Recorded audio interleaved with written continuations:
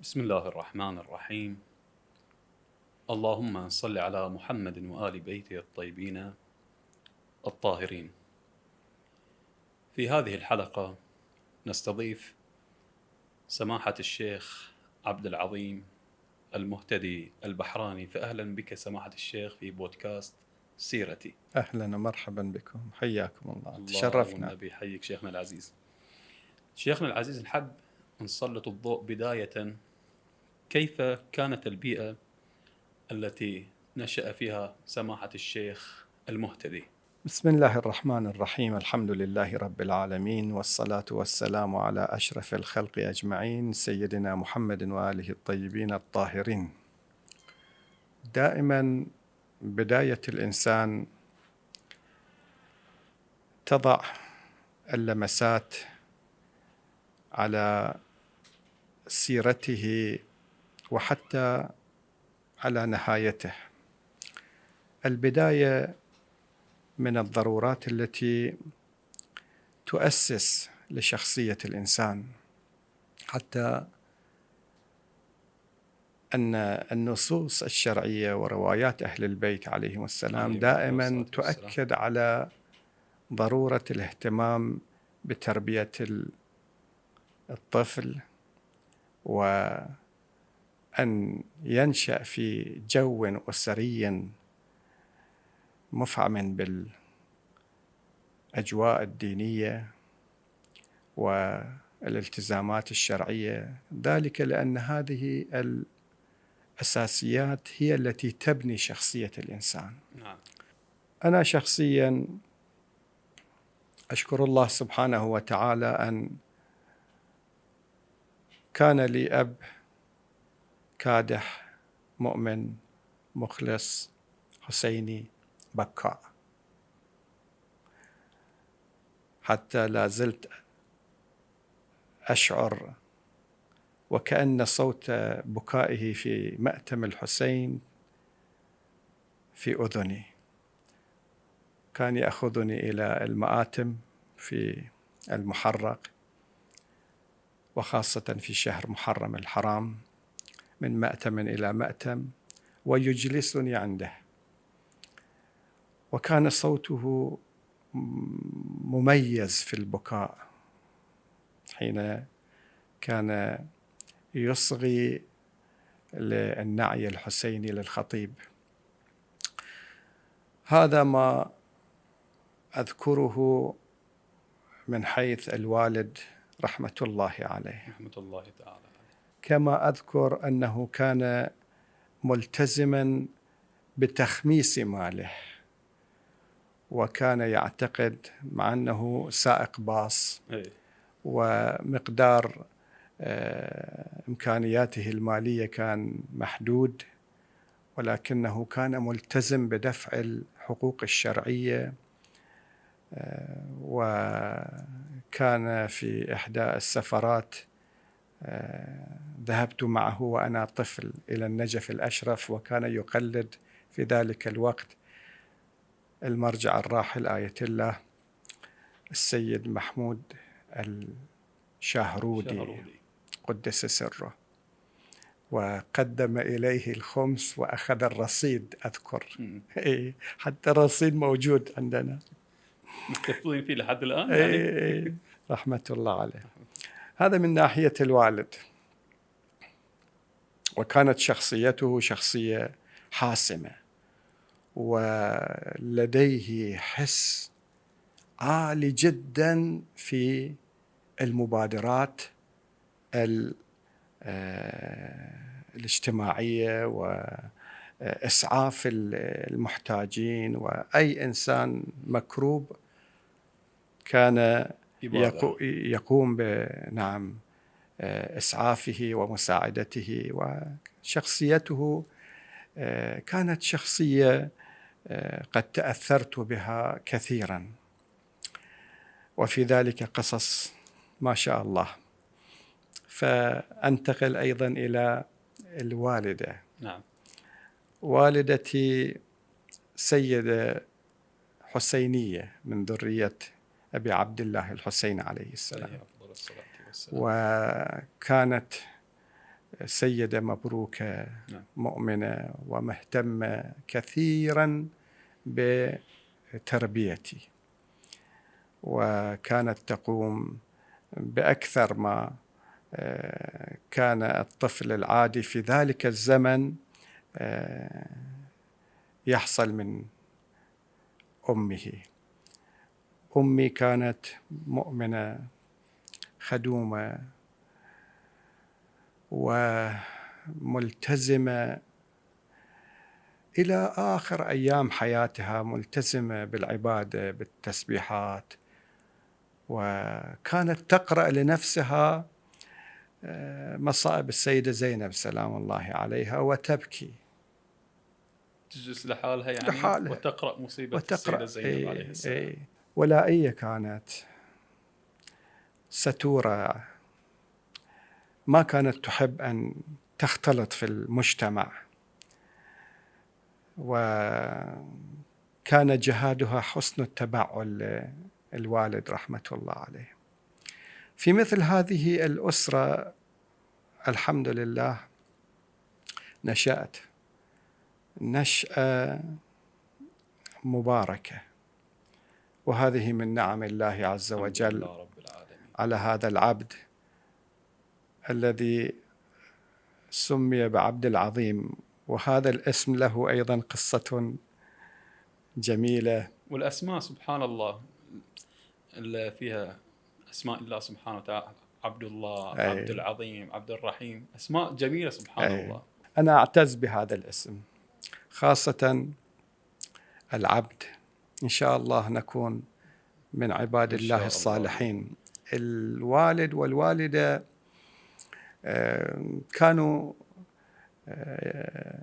أو كانا يرغبان في ولد بعد 4 بنات وإخوان 2، فكانوا يرغبون في ولد ذكر. فكان في زيارة الشاه عبد العظيم في شهر ري، رايحين الزيارة، فحسب ما يقولون سمعتهما يقولان بأنه مسكنا الضريح وطلبنا من السيد عبد العظيم الحسني إن رزقنا الله سبحانه بولد ذكر سميناه عبد العظيم. فبعد ذلك رجع إلى البحرين، وبعد أشهر تبين أن الوالدة حامل به، وكانت تخفي حملها. وكانت لها جارة مؤمنة ستورة عفيفة، ولا زالت موجودة على قيد الحياة، طاعنة في السن. أزورها دائما وأعتبرها والدتي الثانية. هذه المرأة الصالحة في أيامها الأخيرة، والدتي في أيام الحمل الأخيرة، هذه الجارة رأت سيدا مهيبا في عالم الرؤيا يقول لها: أخبري جارتك السيدة فاطمة شريفي أن النذر الذي نذرتيه وزوجك لا تنسيه، سيأتي المولود. كانها إشارة. أي إشارة. فالحمد لله كانت الولادة في أسرة هكذا، وعلى ذلك أيضا سميت بعبد العظيم. عبد العظيم. أي حسب النذر يعني. الحمد لله. الحمد لله. هذه هي البدايات التي تبنيتها كمنطلقاتي في حياتي، الانتماء إلى مثل هذه الأجواء العائلية، وهذين الوالدين العزيزين رحمة الله عليهما. هذا ما دفعني إلى أن أنطلق في المجال الذي يكون فيه رضا الله سبحانه وتعالى، فيما يرتبط بطلب العلم وما يرتبط بالتبليغ الديني. والحمد لله هذه المسيرة قطعناها إلى هذا اليوم، وأنا في 66 من عمري. الله يطيل عمركم إن شاء الله شيخنا. حفظكم الله. الله. ننتقل شيخنا إلى المؤثرات في ذلك الوقت. نعم. يعني ما هي أبرز المؤثرات المبكرة التي شكلت الشيخ المهتدي وجعلته يتوجه إلى طلب العلم؟ في تلك الفترة، يعني في السبعينيات للقرن الميلادي المنصرم، لم تكن أجواء كالأجواء التي كانت في الثمانينيات والتسعينيات والآن، حيث الرغبة في الشباب الآن أكثر لطلب العلم والذهاب إلى الحوزات العلمية. في تلك الفترة كانت الرغبة قليلة جدا، خاصة في العجم. الأخوة البحارنة كانت الأجواء في التحاقهم بالحوزات العلمية جيدة، بس فيما يرتبط بالمجتمع التي تقريبا الأصول فيه أصول فارسية، كان الذهاب إلى الحوزة أو التعمم شيء غريب. ما حصل في سنة 74 أن أخي، وهو يكبرني ب5 سنوات، فجأة حصل عنده تحول من طريق كان يسلكه مع الشباب في ذلك الوقت إلى طريق آخر 180 درجة. ترك ذلك الطريق الأول والتحق بحوزة النجف الأشرف في خبر مفاجئ للعائلة وللمجتمع. يعني سبقكم؟ سبقني، نعم سبقني. وهناك بعد 6 أشهر أذكر أنه كتب رسالة إلى الوالد رحمة الله عليه، يقول في رسالته أن الأجواء للدراسة الحوزوية في النجف الأشرف جدا ممتعة، وأحب أن أخي عبد العظيم يأتي ويتزود من علوم آل محمد في حوزة النجف الأشرف في جوار أمير المؤمنين عليه السلام. يعني كان شيخنا العزيز يعني في بداية الأمر كنت أنت ما عندك مخطط للدراسة أبدا؟ للدراسة لا، بس شخصيتي في البيت نعم. شخصية شاب متدين ملتزم، ولكن ما كان عندك ميول إلى الدراسة الحوزوية. أي نعم. فأخي الله يحفظه الحاج قاسم أبو محمد، وكنا نسميه حجة الإسلام الشيخ قاسم، والآن طبعا خلع عمامته، ولكنه هو عالم من غير عمامة الله يحفظه. فالوالد أخذ رسالته بجد، وهو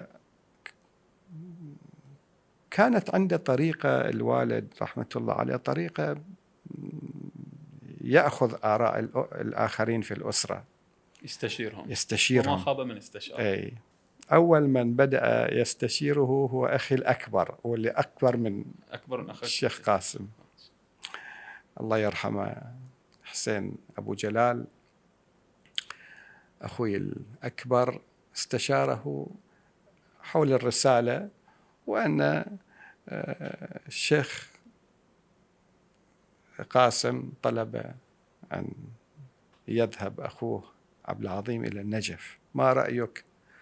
أذكر فقال له أنه يكفي عالم دين واحد في الأسرة نحتاج إلى طبيب نوع. أحسن، فليكن الشيخ يدرس ويصير طبيب في العائلة، دكتور. الوالد كان جدا منفتح على الرأي والرأي الآخر، فالتفت لي قال لي: وأنت ماذا تقول؟ أنا صغير عمري 13 سنة وكم شهر، يعني ليه الحين ما دخلت في 14. فقال لي أنت شنو رأيك؟ قلت له أنا رأيي أروح النجف أدرس. خلاه يشتعل أي حماس لطلب العلم. أي أحسنت. قلت له رغبتي أكون عالم دين، هذا أنا صغير وأنا هذا انزرع فيني الفكر. يعني كان في بداية شخص ملتزم متدين، أحسن. ولكن تحتاج كأن واحد يدفعك إلى الأمام عشان تنطلق. رسالة أخي قاسم إيه؟ هي التي دفعتني لاتخاذ هذا القرار، قرار الهجرة إلى النجف الأشرف، علما أني أنا في البيت آخر العنقود، وعادة آخر العنقود يكون مدلل، سكر معقود على إيه، فوضعي كان في البيت جدا عايش أمير، إيه؟ مرتاح. إيه. وأروح إلى الهجرة وأذوق مرارة الغربة والابتعاد عن الوالدة والوالد، هذا صعب خصوصا في سن مبكر. أحسن. ولكن الحمد لله رب العالمين كتب لي أن أتوفق لاتخاذ هذه الخطوة، والوالد والوالدة أخذوني في سفرة العطلة الصيفية أذكر. يعني ذهب الوالد والوالدة معك؟ إيه، أخذوني في العطلة الصيفية. خلصت أول إعدادي، ثاني إعدادي مالي في النجف. هناك استقريت خلاص. نعم استقريت في النجف، وبعد كم شهر الحمد لله تعممت. الحمد لله. الآن دعنا نذهب إلى النجف. أهلا وسهلا بك. والنجف يرحب بك. ذكريات أتوقع جميلة. ما شاء الله.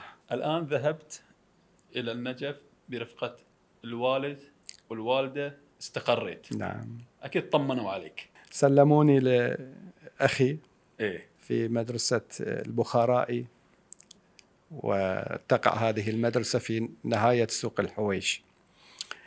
وحين الوداع طبعا كان الوداع صعب جدا، الوالدة بكت، الوالد بكى،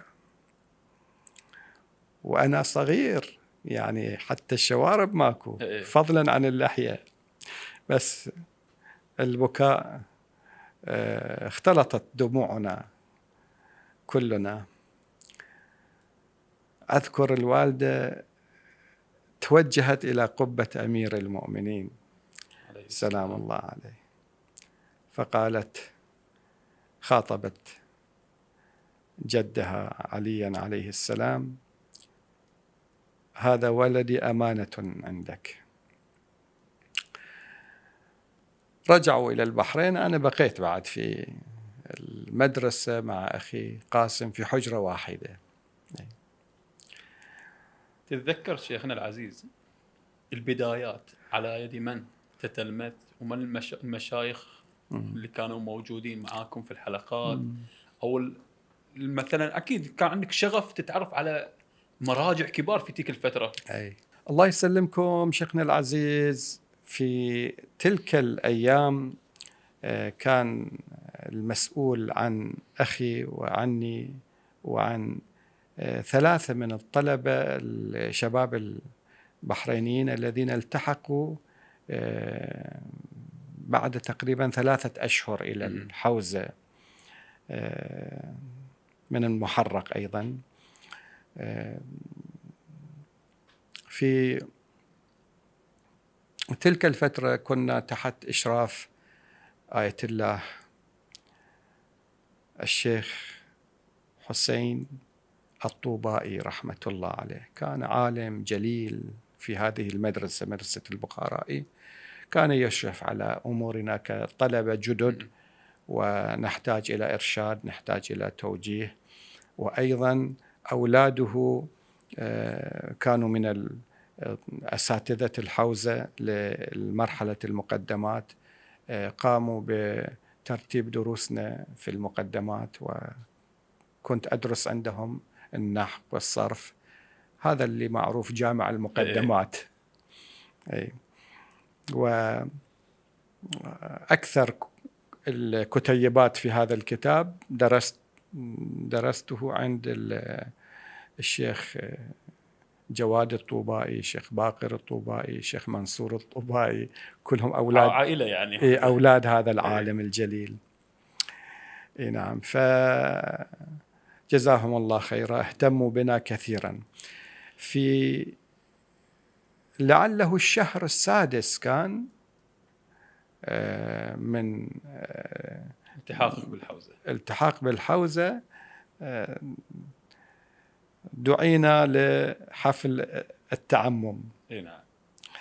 فكان أحد كبار العلماء الشيخ الطبرسي رحمة الله عليه، والد الشيخ نجم الدين الطبرسي الذي كان في البحرين، وفي تلك السنوات يعني 72 73 74 كان يصلي هذا العالم الجليل، عالم رباني، يصلي في مأتم العجم في المنامة، صلاة المغرب والعشاء، وبعد صلاة في نفس المأتم، وبعد صلاة العشاء كان يلقي محاضرات في تفسير سورة يوسف عليه وعلى نبينا وآله أفضل الصلاة والسلام.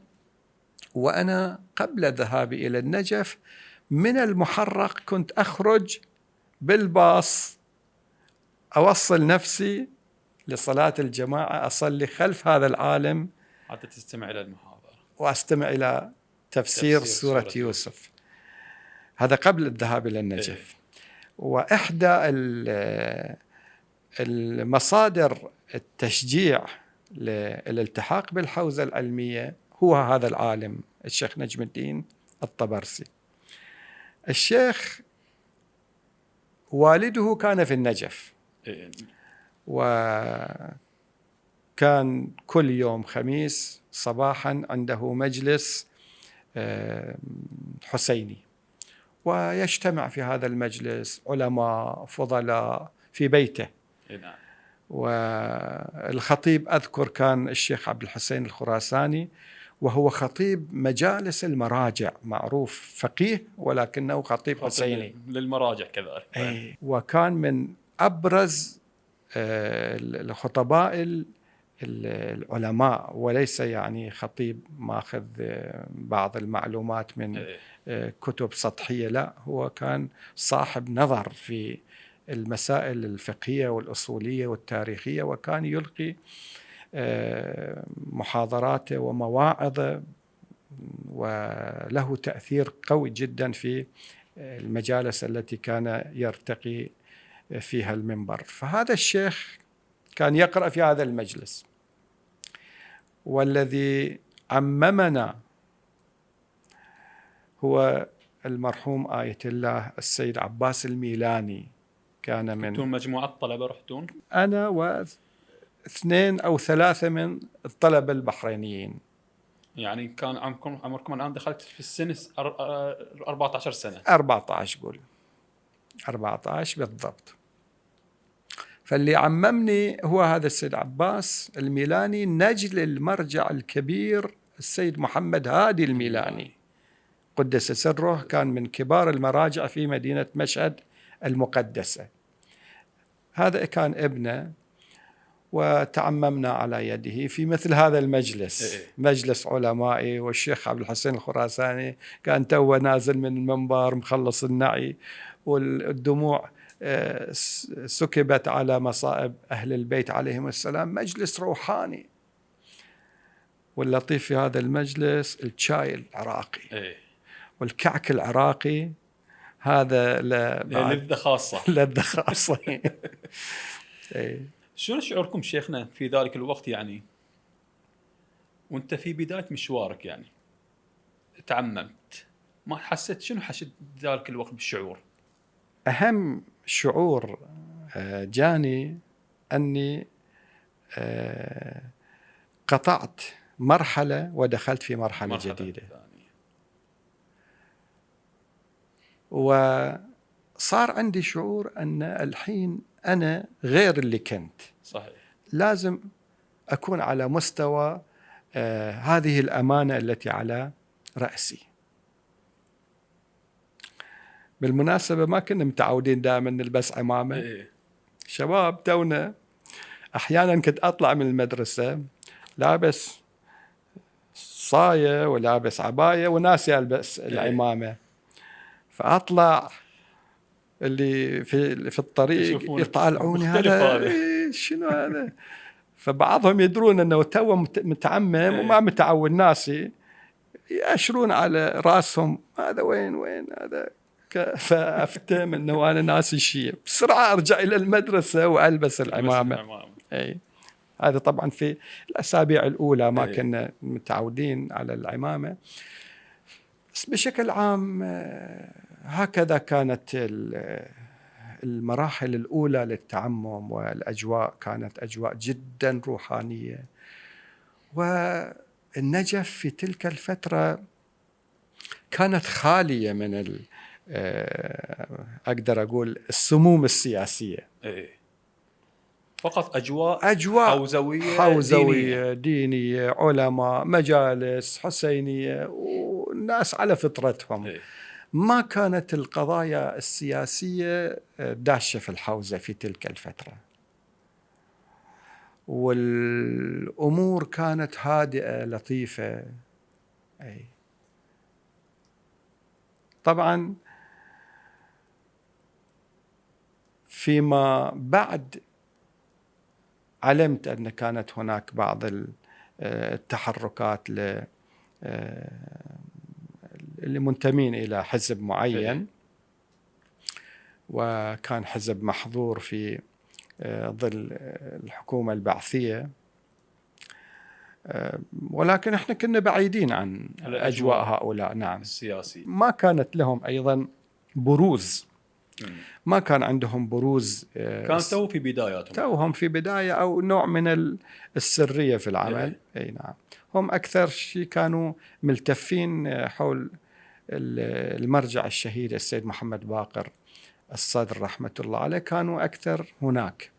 إحنا كنا في أجواء أخرى ثانية. نعم. بما أنك شيخنا ذكرت السيد محمد باقر الصدر، تستحضر مواقف معه؟ كمواقف مباشرة مع الشهيد الصدر ما عندي، لأن عمري في ذلك الوقت يعني من 74 إلى 79. أنا طلعت من النجف 79، انتصرت الثورة في إيران وصارت اعتقالات في الحوزة، والعلماء كانوا يعتقلون وطلبة الحوزة أيضا، وأنا خرجت من النجف في 79.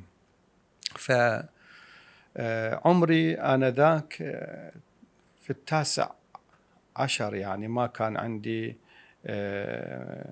موقف مباشر مع الشهيد الصدر، ولكن كنت أراه أحيانا في الحرم، أحيانا في الطريق، أحيانا أذكر ذات مرة المرجع السيستاني كان راجع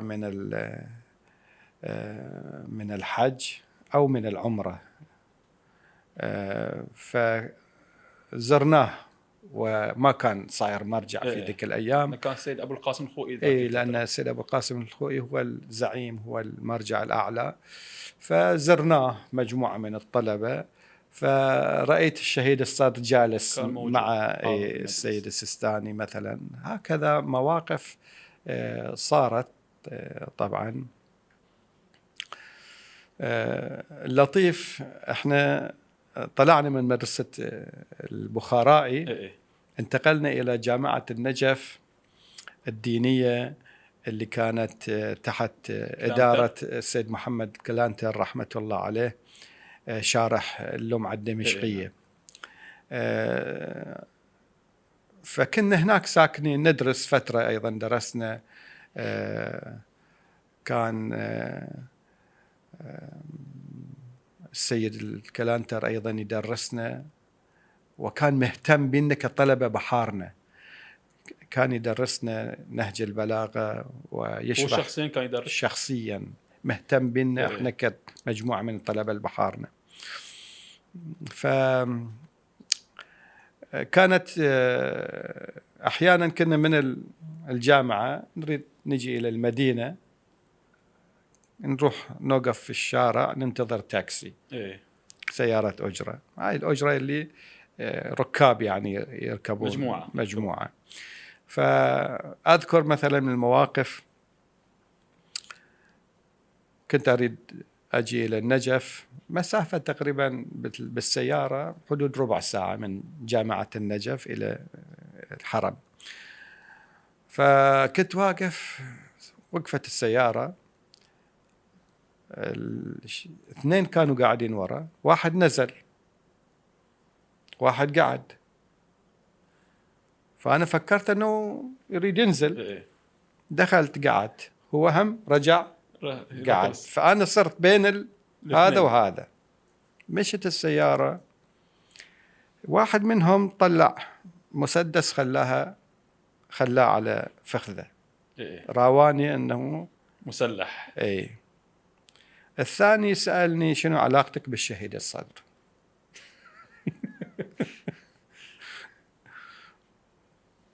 أنا كان عمري ذاك الوقت تقريبا 16 سنة. يعني نهايات 15 سنة يعني. للحين بس شعيرات عندي في وجهي، ما في لحية كاملة. طبعا ما خفت أبدا، ما صارت عندي أي رهبة ولا خوف. قلت له أنا من البحرين جاي أدرس هني، ما أدري منو شهيد الصدر. ذاك الوقت يقول السيد الصدر، ما أعرف من هذا. لا احنا شايفينك هناك في مجلس ماله. قلت له ما أتصور يعني، أنا ما أعرف منو هذا أصلا حتى أروح مجلسه.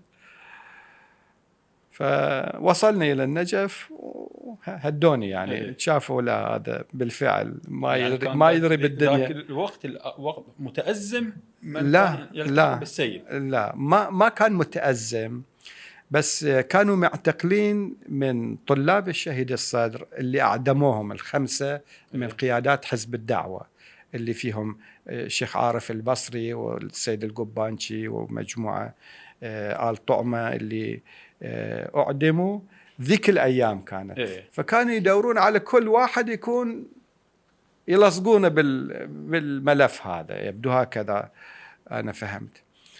فالحمد لله هم طلعنا منهم.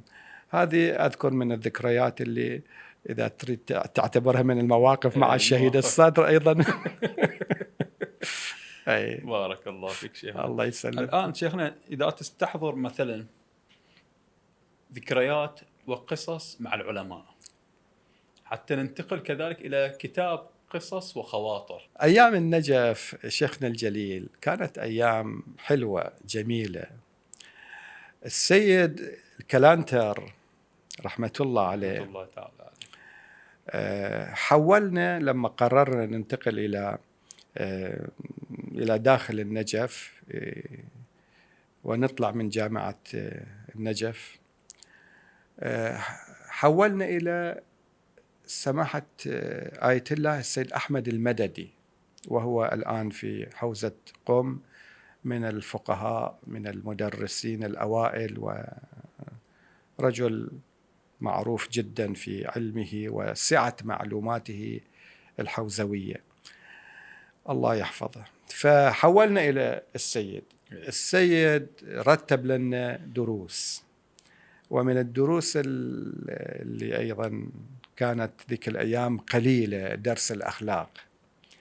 فدرس الأخلاق كلم السيد عماد الحكيم الشهيد، السيد عماد الحكيم ابن المرجع، نجل السيد المرجع الحكيم سيد محسن قدس سره. فكنا في مدرسة الحكمة ندرس عند السيد بعض الدروس في الأخلاق. ثم السيد المددي كان هو المشرف على دروسنا ويتابع، وهو أيضا كان يدرسني. أنا شخصيا كنت محبوب عنده بين الطلبة البحارنا، كنت جدا محبوب عنده ومهتم فيني اهتمام خاص. إذا مثلا خارج وقت الدرس إذا عندي أي سؤال حول بعض العبارات الغامضة للكتاب، فكان يجلس معي ويشرح لي هذه العبارات من الكتب الحوزوية. في تلك الفترة طبعا أنا بعد 8 أشهر رجعت سفرة إلى البحرين بعد 8 أشهر من دراسة. من الدراسة. هذا شيء لطيف لا بأس. أذكر أيضا رجعت إلى البحرين طبعا بشوق كبير جدا إلى الوالدة. أكيد. فجلست في البلد أسبوع أسبوعين، انقلب الشوق إلى النجف، بس أريد أطلع من البحرين. خلاص متواصل. شبعت خلاص، هاي الأسبوع أسبوعين شبعت من الفريق ومن المجالس المحرق. بس صادني موقف عجيب.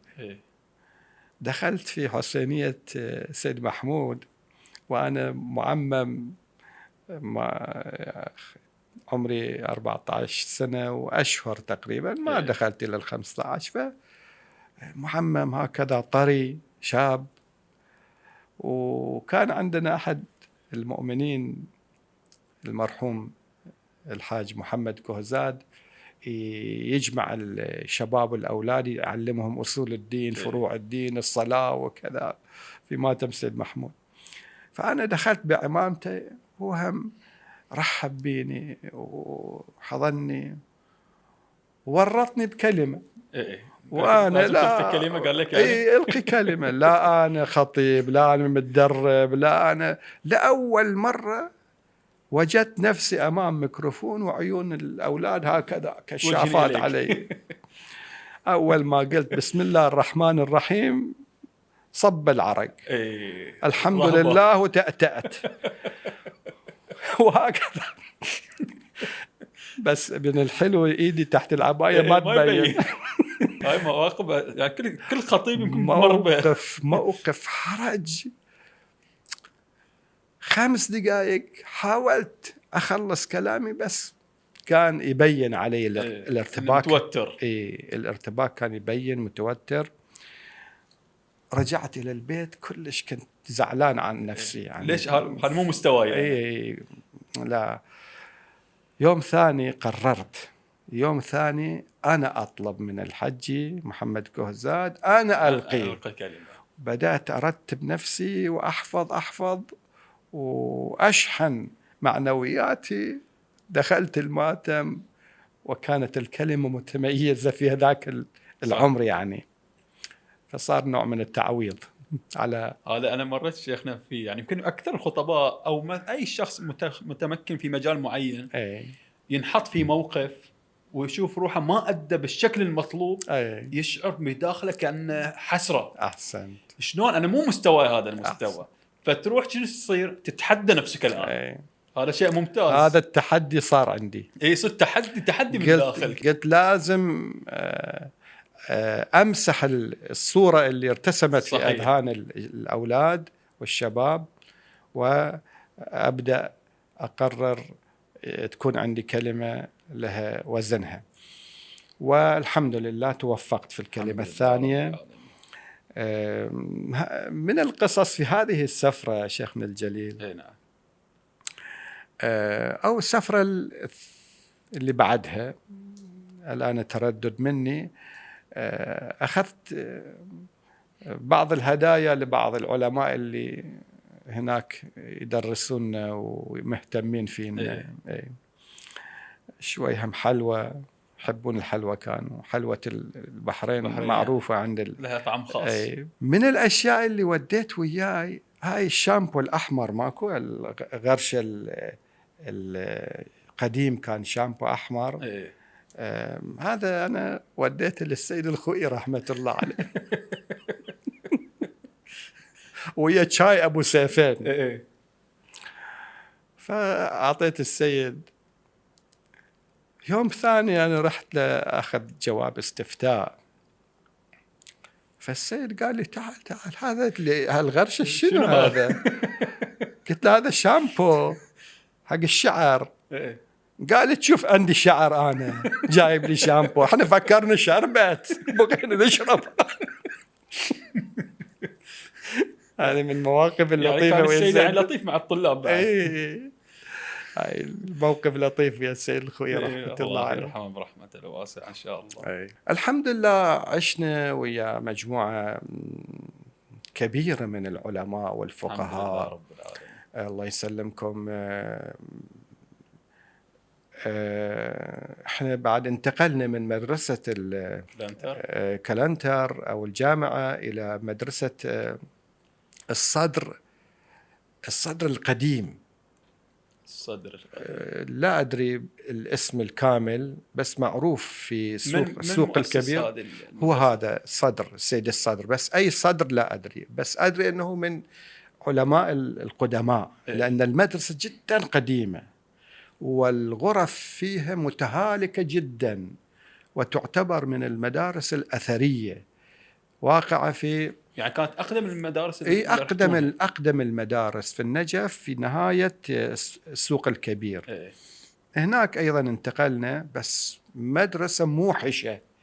أنا في سن 15-16 كنت أستوحش من الظلام، من البراحة، من الحجر، وتكرم من الحمامات القديمة. وفوق هذا أكو سرداب في قبور العلماء. لا إله إلا الله. يعني أنا إذا أخوي ما موجود وياي في الحجرة ما تجيني النومة. فعشنا 6 أشهر في هاي المدرسة تقريبا. كنت تعبان من هالأجواء. أكيد الأجواء النفسية مرهقة تصير. طلعنا من هالمدرسة إلى مدرسة سيد كاظم اليزدي الكبرى في يعني ما طولت فيها. لا، رحنا إلى مدرسة سيد كاظم اليزدي الكبرى في شارع الرسول. هاي المدرسة الله يرحمه المتولي للمدرسة السيد عبد العزيز الطباطبائي، صبت السيد اليزدي المرجع صاحب العروة الوثقى، صبته يصير مو حفيدة، يعني من صوب البنت، من البنت. فهذا استقبلنا ورحب فينا وأعطانا كل واحد من الطلبة البحارنا حجرة خاصة. حجرة خاصة. أنا حجرتي كانت أول حجرة أول ما تدخل المدرسة. كان مهتم فينا، وهاي المدرسة بالذات كثير كان طلب عليها، ما يعطي لأي أحد. الاهتمام بالطلبة وكذا. المدرسة تخرج منها كبار الفقهاء ما شاء الله، والمدرسة فيها ذكريات لمراجع كبار. وهذا السيد الطباطبائي ما كان يعطي أي حجرة لأي أحد، إلا يبدو يأخذ خيرة ولا إذا شاف الطلبة مجدين مرتاح إليهم. بس إحنا كمجموعة من البحارنا زين، بين قوسين بحارنا العجم كان مهتم فينا اهتمام كبير.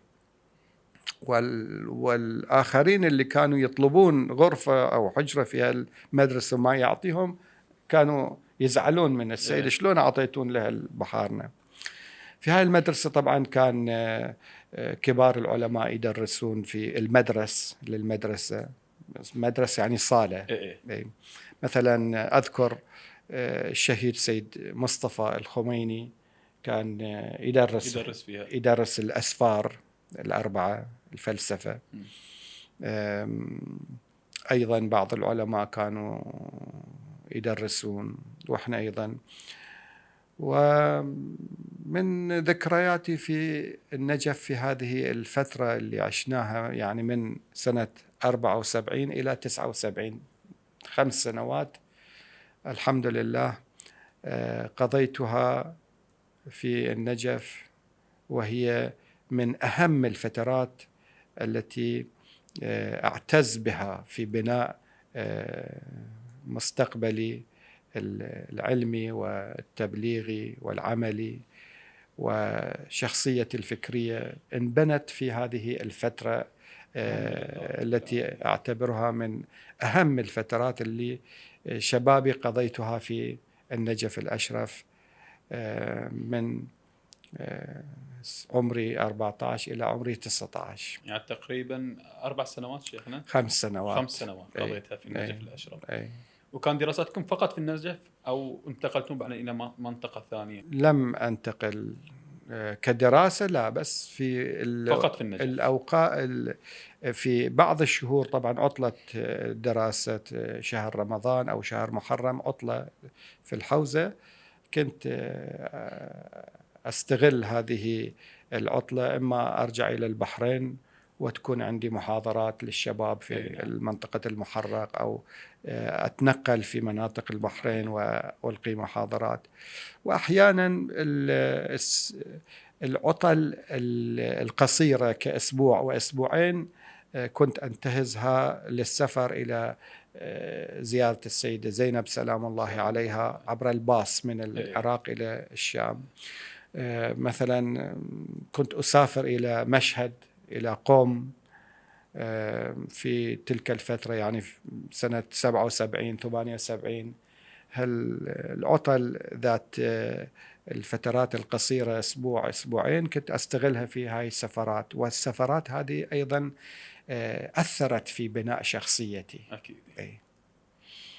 ولم أكتفي بالدراسة، بل كنت أطلع إلى الأجواء، إلى السفرات، إلى أجواء أخرى، وألتقي بالناس، وأقرأ أيضا كثير من الكتب غير الحوزوية، الكتب الثقافية الفكرية. من اللطيف سنة 77 أو 78، لا الأرجح 77، ذهبت إلى زيارة السيدة زينب سلام الله عليها من النجف. في حرم السيدة الرقية سلام الله عليها كان الشهيد آية الله السيد حسن الشيرازي يصلي جماعة صلاة الظهر والعصر، فصليت خلف السيد. بعد ما خلص الصلاة قعدت عنده في المحراب. عرف بداية علاقتكم معه؟ أول لقاء كان أول لقاء، ما كنت أعرف عنه. فقعدت عنده، عرفت نفسي من البحرين وطالب في الحوزة كذا، فأعطاني مجموعة نصائح للطالب المبتدئ، وكان يركز على الاهتمام بالدراسة، على العبادة، على الإخلاص، على قراءة الكتب أيضا غير الحوزوية. أيضا أرشدني لشراء بعض الكتب من المكتبات في السيدة زينب، وقال أن هذه الكتب في النجف ما تحصلها لأنها ممنوعة، ولكن على الحدود لما تدخل إلى العراق اقرأ هذه الآية ستنجيك من التفتيش. وجعلنا من بين أيديهم سدا ومن خلفهم سدا فأغشيناهم فهم لا يبصرون. خرجت من سوريا وأنا بالباص متوجه إلى العراق عودة. شيخنا الجليل أنزلونا جميعا في صف واحد، واقفين في صف كل واحد وشنطته، وقدامنا طاولة عريضة، ذاك الصوب من الطاولة المفتش، كل واحد اللي قبلي هكذا يقلب الحقيبة ويفرغ اللي فيها ويبدأ يفتش ويرمي. انت بعد ذاك الصوب رجع الأغراض إلى الشنطة. أنا كنت أقرأ هذه الآية، لما وصل دوري طالعني، من وين؟ قلت له من البحرين. قال لي أهلا بأهل البحرين، تفضل. ما عور راسي يعني. ما فتح الشنطة والشنطة بها تلك الكتب.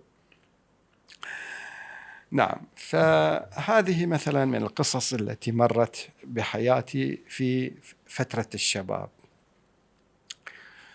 أنا كنت كثير أحب أستمع إلى المجالس الحسينية للشيخ أحمد الكافي باللغة الفارسية، وهذه المجالس كانت تبكيني، وكنت متأثر بالمواعظ التي كان يلقيها، ثم الروح المهدوية التي كانت لدى هذا الشيخ رحمة الله عليه، وخاصة في قراءته لدعاء الندبة والتوسل بالإمام الحجة عجل الله فرجه الشريف، وحالة البكاء اللي كانت عند الشيخ. كنت كثير متأثر ب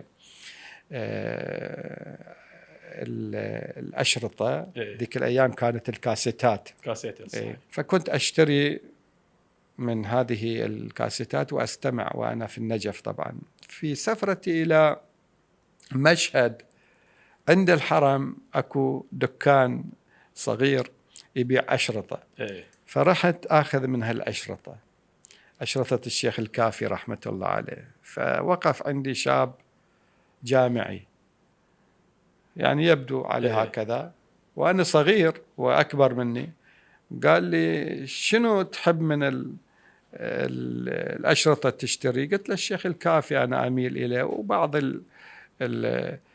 هم يسمون المداحين، يعني الرواديد اللي يقرون عزة ونعي. قال ايش رأيك أيضا تأخذ أشرطة محاضرات الشيخ الفلسفي؟ أيضا نوع استمع فيه. الشيخ محمد تقي الفلسفي محاضراته علمية ومستوى جدا عالي، أيضا استفيد من هاي الأشرطة. هم أخذت مجموعة أشرطة لمحاضرات الشيخ الفلسفي. جدا كنت متأثر في الإلقاء بالشيخ الفلسفي. شوف فتح لك باب. سبحان الله. في الإلقاء تأثرت بالشيخ الفلسفي، في النعي تأثرت بالشيخ الكافي. وهذه من التجارب اللي مرت في حياتي، وصرت أشتاق لرؤية الشيخ الفلسفي. فزرته في طهران أبحث عنه هنا وهناك، وأنا شاب جاي من النجف ومعمم، وأيام الشاه معمم يمشي في الشارع شوي كان شاذ، وفي طهران وأحصل أحيانا هكذا بعض الانتقادات، يعني استهزاءات بعض غير متدينين. المهم إلى أن وصلت إلى الشيخ الفلسفي، قعدت وياه قعدة خاصة، وأنا عمري يمكن حدود 17-16 هكذا. قعدة حلوة ويا الشيخ الفلسفي. قلت له عطني بعض التجارب اللي أنت صنعتك هذا الخطيب المفوه. فكان يؤكد على قراءة الكتب، القراءة. واللطيف أنه قال أنت عندك في النجف السيد محمد باقر الصدر، جاي عندي أنا تدور على سبحان الله. من طهران، هذا في زمن الشاه طبعا. أيضا رحت قم، ودخلت مدرسة أمير المؤمنين في الصفائية، شارع الصفائية، أبحث عن الشيخ مكارم الشيرازي، وأنا أيضا كنت من قراء كتبه. كنت أحب أقرأ للشيخ مكارم الشيرازي والشيخ السبحاني. وهما زميلان في تلك الفترة.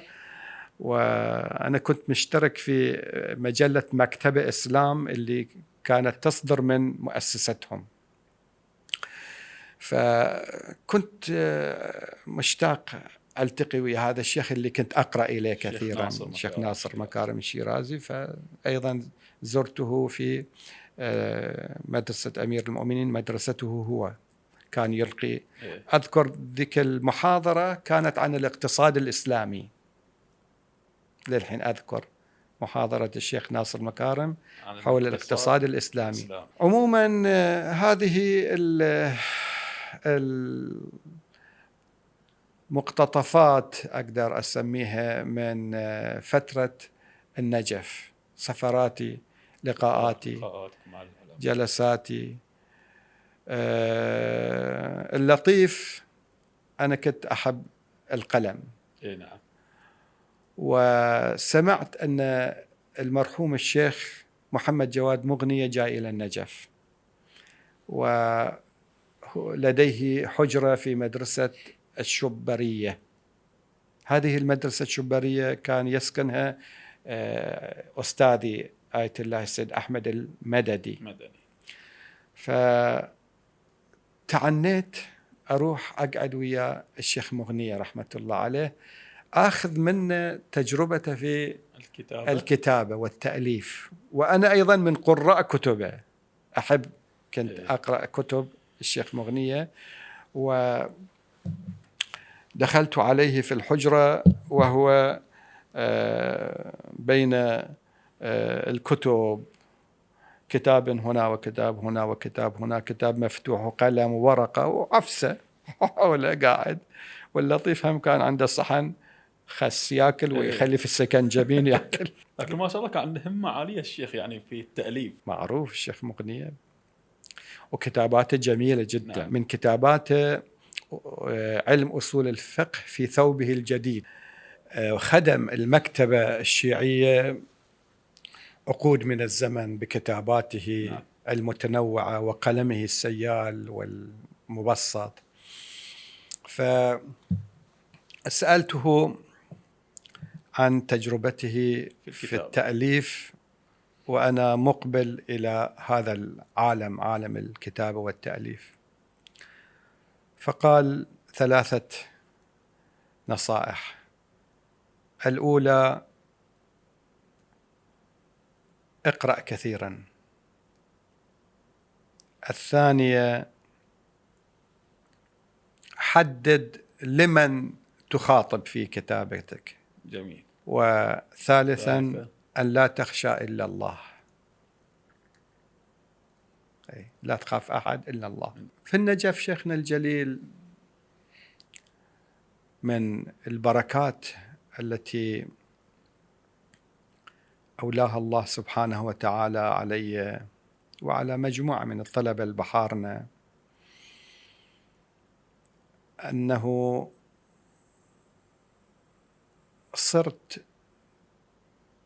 صرنا من الطلبة أقدر أقول الحصريين عند المرجع الورع، المرجع الرباني آية الله العظمى السيد عبد الأعلى السبزواري قدس سره. هذا عالم جليل ورجل 5 أو 4 سنوات وأشهر احنا درسنا عنده، احنا الطلبة البحارنا بين قوسين مثل ما قلت لك، ما أريد أكرر هالكلمة. كم فترة؟ 4 سنوات 4 وأشهر. سنوات وأشهر. أي يعني من بداية روحتنا إلى النجف المشوار. بعد تقريبا كم شهر أو سنة مثلا تعرفنا على هذا السيد المبارك. سيد عظيم، رجل تجسدت فيه التقوى والورع والشخصية الروحانية الحقيقية. فكان يستقبلنا بكل تواضع، بكل محبة، كل خميس وجمعة، وأي عطلة للدروس الرسمية في الحوزة كنا نروح بيته ونقعد، هو أيضا يقعد ويانا بكل تواضع وأدب. وجلوسه كما يجلس في صلاته، ما يتربع وراسه تحت، ولما شوي ينظر إلينا تشوف الحنان والرأفة الأبوية في عينه. نظرات كانت تربينا تربية روحانية. درسنا عنده كتاب تحف العقول من أوله إلى آخره. إحنا نقرأ الحديث، هو يعلق على الحديث، وإذا عنده ملاحظة سندية يتكلم عن الراوي. درسنا عند وسائل الشيعة المجلد 8 باب العشرة. درسنا عند المجلد 11 جهاد النفس. ودرسنا عند تفسير الصافي المجلدين. درسنا عند قصار كلمات أمير المؤمنين في نهج البلاغة. ودرسنا عند أحاديث باب الحجة في أصول الكافي. يعني كل جلسة نفتح كتاب أو كتابين أو 3 حسب الوقت، نقرأ الحديث وهو يشرح ويعلق. جلسة ثانية بقية الكتب، وهكذا. فهذه الجلسات ربتنا كثيرا. أكيد. أحاديث أهل البيت، نورانية من يشرح لنا هذه الأحاديث. وأستطيع أقول أن الدروس الحوزوية الكلاسيكية كلها في صوب، والدروس هذه الدروس التربوية الأخلاقية في صوب، في كفة أخرى. وهذه في رأيي هذه هي الأساس. صحيح. هذه الدروس هي التي الحمد لله صنعتنا إلى حد اللي إن شاء الله نكون مقبولين عند الله سبحانه وتعالى. بس كثيرين كانوا يتمنون أن السيد هكذا يستقبلهم في مجلسه ويلقي عليهم شروحه في أحاديث أهل البيت عليهم السلام. ولما كنا نتكلم مع بعض الطلبة أنه عندنا هكذا جلسات مع السيد السبزواري رحمة الله عليه، كان يقول أنتم محظوظين، يا ليتنا. فرجاء هذا نعمة من الله عز وجل، وإن شاء الله كنا على قدر تطلع السيد السبزواري لما كان يقدم لنا من عطائه العلمي والمعنوي والتربوي والوعظي. إن شاء الله على مستوى ما كان يتمناه السيد رحمة الله عليه. ننتقل شيخنا إلى المحور الأخير. بما أنك بدأت شغفك في الكتابة في كتاب قصص وخواطر، هذا ذكرت فيه قصص العلماء، كيف كانت البداية؟ دخلت إلى مدينة مشهد المقدسة وأقمت فيها 4 سنوات. نعم. من 1992 إلى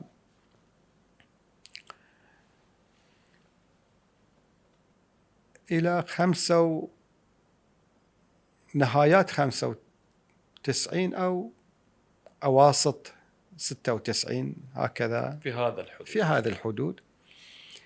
وهي من أفضل فترات معيشتي في جميع المراحل اللي أنا انتقلت من بلد إلى بلد، من مدينة إلى مدينة. ما شفت أحسن من مشهد.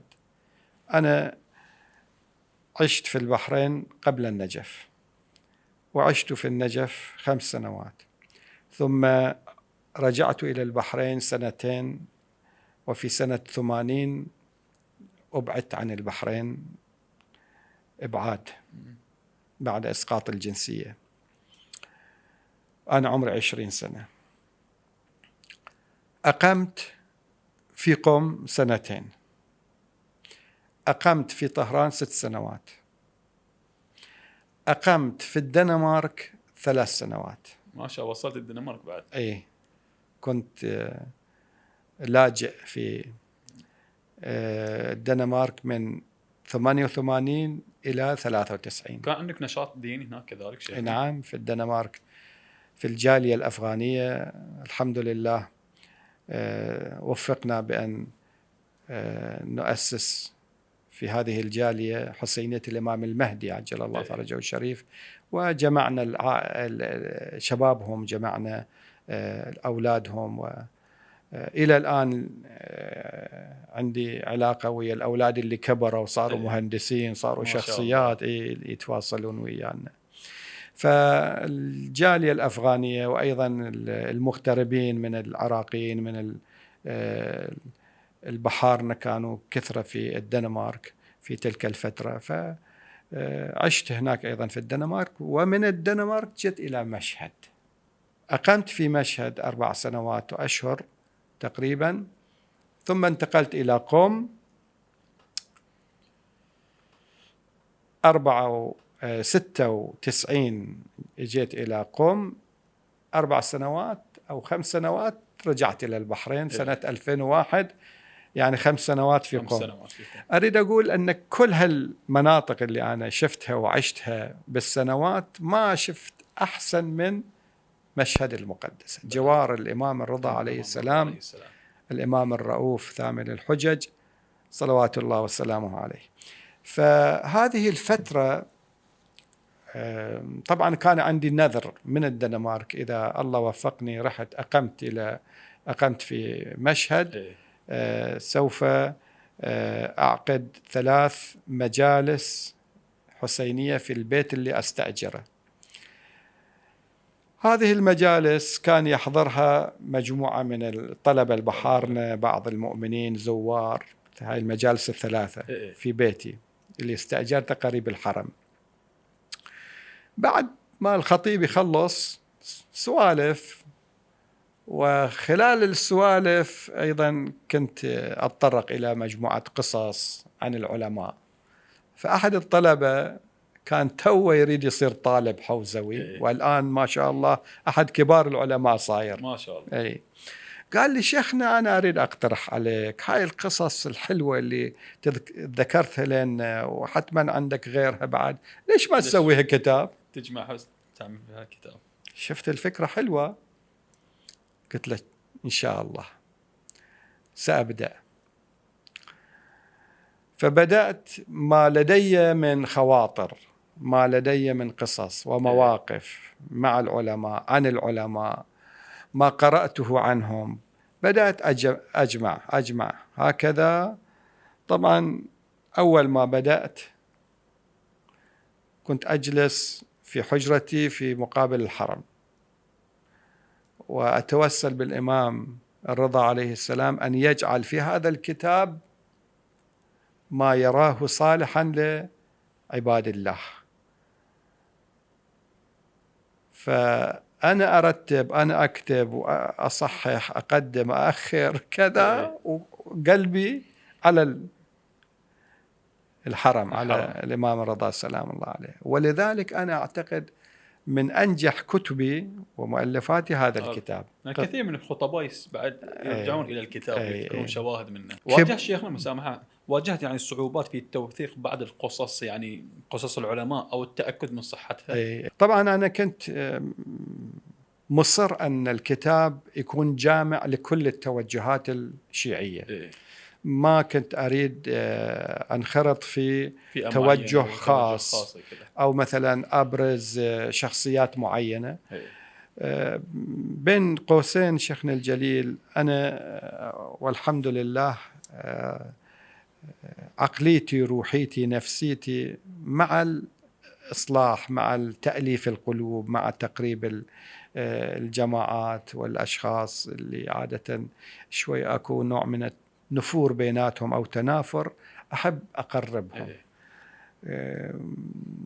وأشمئز من الخلافات، من القيل والقال. ما أحب هذا الشعور، أنا أشعر فيه سبحان الله. ما أحب هالسوالف اللي تمزق الشيعة وينشغلون ببعضهم بعض في نزاعات صبيانية أحيانا. فشاهد الكلام أن هذا الكتاب ألفته وأخذت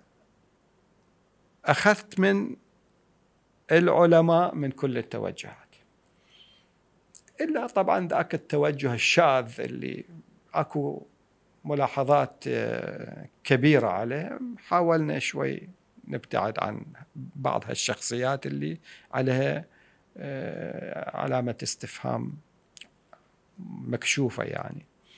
بس بشكل عام كل العلماء من كل التوجهات، القصص في مختلف المواضيع، يعني القصص مو محددة في موضوع معين. نعم. حتى باقتراح بعض العلماء عملت فهرس موضوعي للطبعات الحديثة. نعم. بالإضافة إلى المقدمة، حتى بعض العلماء كان يقول مقدمة هذا الكتاب هي كتيب يعني تطبع ككتيب مستقل. في هذا المقدمة وضعت خطوط العامة ومنهجي في هذا الكتاب، والخطوط العامة اللي أنا أفكر فيها، والهدف اللي أنا أنشده من خلال هذا الكتاب. نعم. فالكتاب الحمد لله أصبح ببركة مولاي وسيدي الإمام الرضا عليه السلام كتابا له القراء، له المعجبون في أنحاء وسنة كم شيخنا أصدرته تقريبا؟ التأليف بدأت 93 94 في نهايات 94 أو بداية 95 طبعت الطبعة الأولى في قم. يعني تقريبا صار لك سنة ونص تقريبا. إيه، هاي الطبعة الأولى تجمع في قصص العالم. أضفت بعدين في الطبعة الثانية نعم قصص. نعم. الطبعة الأخرى صارت في لبنان إيه. غيرت في، أضفت وحذفت ورتبت بشكل تنقيح أكثر، تنقيح جيد صار في الطبعة اللبنانية. ثم الطبعة اللي بعد الطبعة اللبنانية أيضا أضفت صور العلماء. لطيف، أنا زرت في قم، زرت آية الله المرحوم السيد عباس الكاشاني قدس سره، وهو من شبابه كانت هوايته يجمع صور العلماء. فقلت له عن كتاب القصص وخواطر، أدور على قصص، أعطاني كل الصور اللي عنده. فالطبعة الأخرى أيضا خليت أضفت الصور. نعم، أضفت الصور. الجميل طبعا في هذا الكتاب أنه خرج من يد المؤلف وأصبح، لأنه صار عنده سوق الناس يشترون، وأكو ناشرين مع الأسف ما يراعون حق المؤلف، يطبعون وهم ما يرجعون للمؤلف أبدا، ما يرجعون لي، هم يربحون ويمشون في تجارتهم بهذا الكتاب. ألطف شيء، أنا 2001 رجعت البحرين. 2002 كانت عندي رغبة شديدة أروح إلى العمرة. أخذت العائلة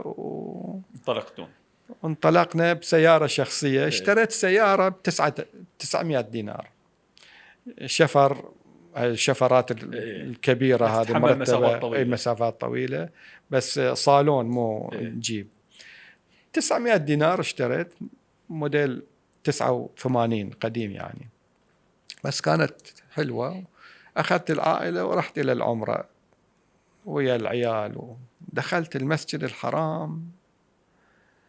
شافني أحد الأخوة من المنطقة الشرقية، حضني وباسني، قال شيخنا أريدك تبرأ ذمتي وتحللني. قلت له على شنو؟ أنت ما تعرفه شخصيا؟ ما أعرفه. قال هذا كتابك قصص وخواطر، أنا كنت أطبعه في الشرقية يعني، أطبع بالخش يعني، وأبيعه بسعر عالي، لأن واجد ناس كانوا يحبون هذا الكتاب، وصار بعض الشباب أيضا يخلون كتاب قصص خواطر في ضمن المهر في زواجهم. ما شاء الله. فأنا كنت أطبع وينباع الكتاب، الآن جمعت مبلغ جيد واشتريت بيت.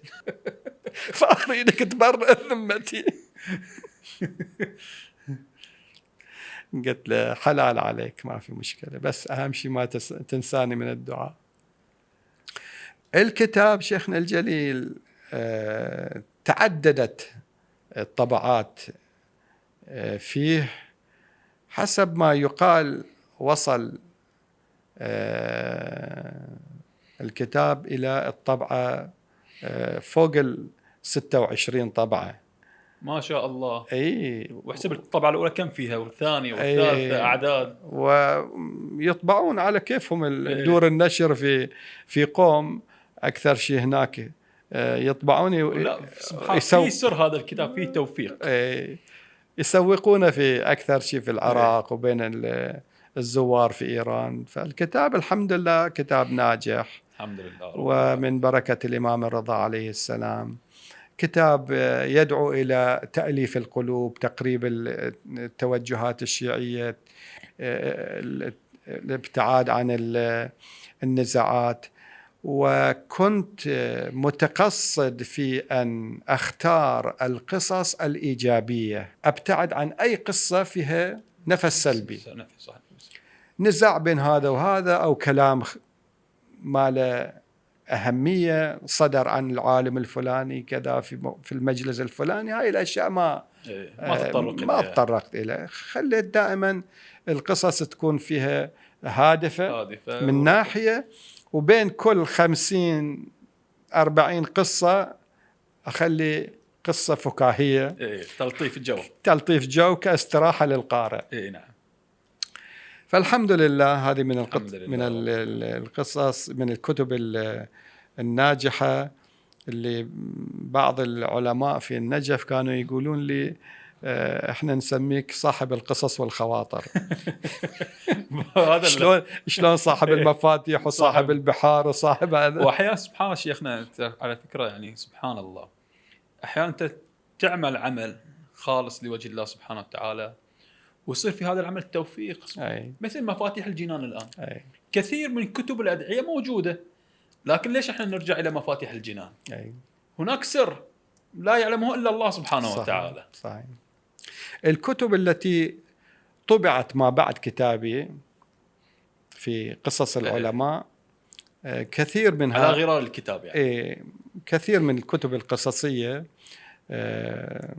ماخذين من كتابي، اقتبسوا يعني نقل مباشر. نص القصة. بعضهم ما ذاكرين المصدر بس ناقلين القصة. فهذا هم إن شاء الله مقبول عند الله سبحانه وتعالى. كلمة أخيرة شيخنا العزيز توجهها إلى طلاب العلم. أسأل الله أن أكون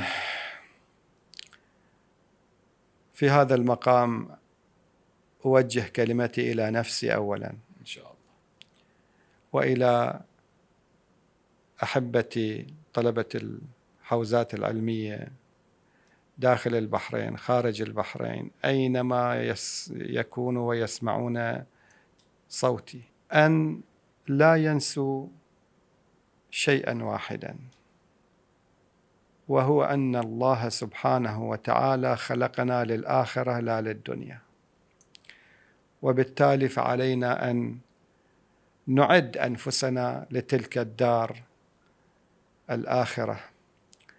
فكل ما نعمل في هذه الدنيا يجب أن يصب في هذا الهدف. أحد العلماء بعد ما انتهى من طلب العلم في الحوزة أتى إلى أستاذه ليودعه، فطلب من أستاذه نصيحة. فقال له أستاذه: أينما تكون تذكر أن الله يرى. في أي حال من الأحوال تكون تذكر بأن الله يرى. هذه الكلمة تجعل الإنسان تحت الرقابة الإلهية. تقول شيء، تفعل شيء، تتحرك باتجاه شيء، أنت وربك اعلم أن الله يرى. هذه النصيحة جدا مهمة في حياة أي طالب ينطلق في حياته العلمية والعملية. رقابة رب العالمين تخلي الإنسان يخلص النية ويتقي الله ويتجنب المزالق، خاصة في هذا الزمن. ما أكثر الإغراءات، ما أكثر الشبهات، ما أكثر الفتن. فإن لم يتسلح طالب العلم والخطباء الأعزاء والعلماء، إن لم يتسلحوا بتقوى الله عز وجل فإنهم سيصبون في طريق غير طريق الله عز وجل، والعياذ بالله. نسأل الله حسن العاقبة. إن شاء الله. قال الله عز وجل: تلك الدار الآخرة نجعلها للذين لا يريدون علوا في الأرض ولا فسادا والعاقبة للمتقين. بارك الله فيك شيخنا. حياكم الله. نشكركم على قبول هذه الدعوة. أنا أشكرك على هذا الجهد اللي تبذله الله في يحفظكم شيخنا حبيبي. إبراز الخطباء الأعزاء والشخصيات العلمية، وإحنا اعتبرونا الطويلب على هذا الدرب. الله يخليكم. فجزيتم خير الجزاء على هذه الدعوة الكريمة. الله يخليكم. والحمد لله. إن شاء الله الكلمات التي تفوهت بها يكون فيها رضا الله سبحانه وتعالى ونفع من يستمع إليها. بارك الله فيكم. دمتم شيخنا الجليل موفقين لما فيه الخير والصلاح، دمتم في سداد. استودعكم الله شيخنا العزيز. بارك الله فيكم، شكرا جزيلا. عفوكم.